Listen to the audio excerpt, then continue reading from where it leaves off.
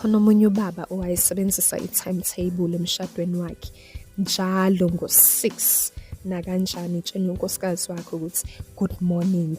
Bese ngo-12 emini nakanjani mase seyasemsebenzini uyafona athi I love you nkosikazi wami, ngicela ungiphekele kamnandi. Angageje futhi makabuya ngabe uma-9 before alala. Good night. Mama wakwakhe bekanaka ukuthi cha kuney'khathi ubaba angangikhulumisi ngazo, kodwa angayinakisisi too much yabo. Qhubeka nokwenza umsebenzi wakhe as unkosikazi wasekhaya. Hhayi, ubaba mebuya uyihlalela kusofa ayibukelele i-TV, uyoza akhulumisa umama wakwakhe ngehora lokuthi good night. Umama lento yahamba yambhora, waqala wadonsa iy'nyawo. Wathi umama masebuya emsebenzini, hayibo akuphekiwe. Qala lento yamphatha kabi, wabona kungcono ukuxoxa nonkosikazi wakhe. Mama kungani ungasawenzi